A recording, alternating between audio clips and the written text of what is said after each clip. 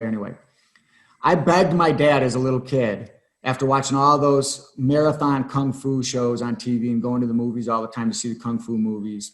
I begged him to, take me to the local studio because I wanted to become a black belt. And I'll never forget, he takes me to the studio one day, right after all my begging and pleading. And we sit down, and this studio, Nick, is up on Bryn Mawr and Clark. If you can picture the neighborhood a little bit, by Senn High School up there. Nick's from Chicago. Right. And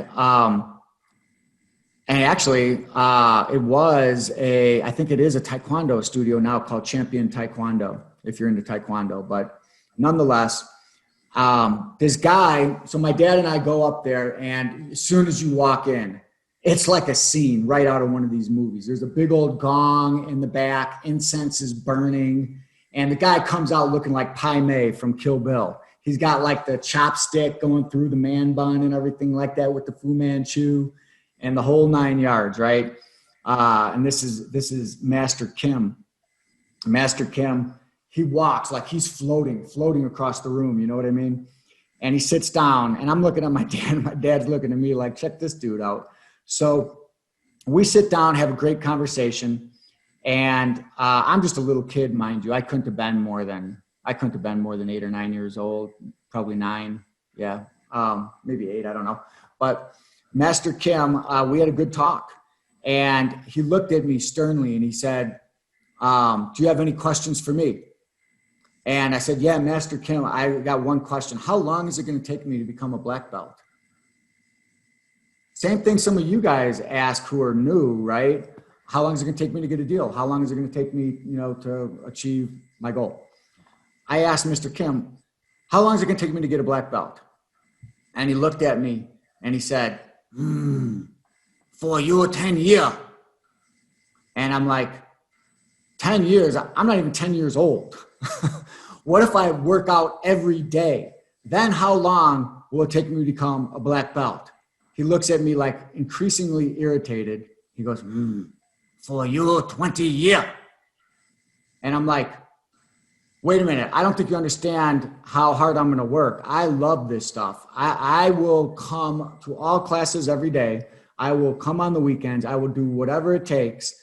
I want to be a black belt, and I will work harder than anybody else in here. If I do that, then how long will it take me to become a black belt?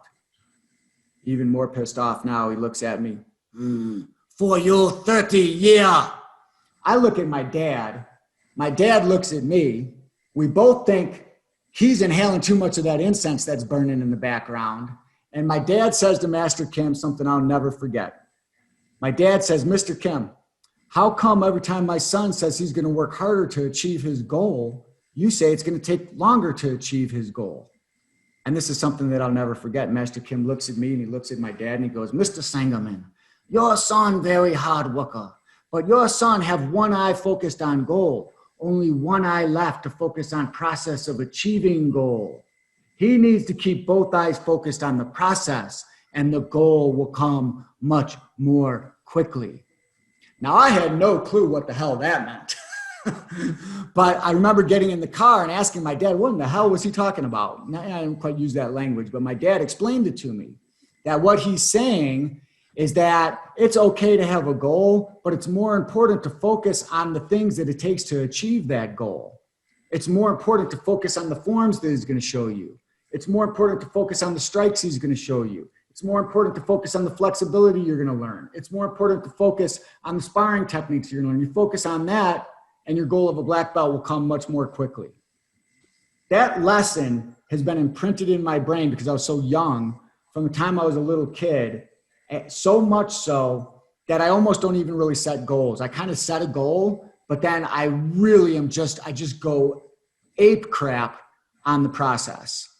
And what I'm suggesting to you guys is to think about that approach, that you want to achieve something, but are you spending too much time thinking and worrying about achieving it?